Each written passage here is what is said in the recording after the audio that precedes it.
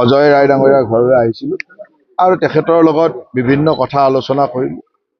এজন বিধায়কে যেতিয়া প্ৰাৰ্থিত্ব নাপায় আৰু এজন খুব সাধাৰণভাৱে সহজ সৰলভাৱে সকলো ৰাইজৰ লগত থকা বিধায়ক এজনে প্ৰাৰ্থিত্ব নাপালে নিশ্চয়কৈ তেওঁৰ সমৰ্থকসকলৰ মনত কিছু ক্ষোভ অসন্তুষ্টি থাকিব। কিন্তু আমাৰ সকলো দলীয় কাৰ্যকৰ্তা আমি সকলোৱে দলটো শক্তিশালী কৰাটো বিচাৰোঁ আৰু এই সময়ত মোৰ দায়িত্ব হ'ল যে একেলগে আমি সতীৰ্থ বিধায়ক হিচাপে একেলগে বিধানসভাত 5টা বছৰ কটাইছোঁ আৰু সেইকাৰণে মই অজয়ৰ লগত আহি গোটেই কথাখিনি পাতিলোঁ, তেওঁৰ মনৰ কথাখিনিও বুজি ল'লোঁ। যোৱাকালিও মই শিলচৰলৈ গৈছিলোঁ। শিলচৰত আমাৰ 3গৰাকী বিধায়কে টিকট পোৱা নাই, 3গৰাকীক লগ পাই আহিছোঁ।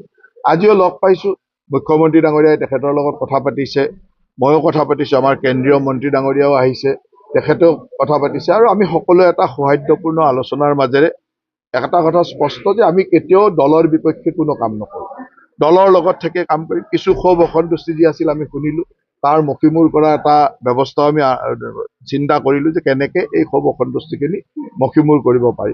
আৰু আমি সকলো দলৰ একোজন নিষ্ঠাবান কাৰ্যকৰ্তা, গতিকে দলৰ কাৰণে অজয়ো তেনেকুৱা নিষ্ঠাবান কাৰ্যকৰ্তা, একেবাৰে ল'ৰালি কালৰ দিনৰ পৰা আদৰ্শৰ মাজেৰে আহি এই পৰ্যায়লৈকে আহিছে।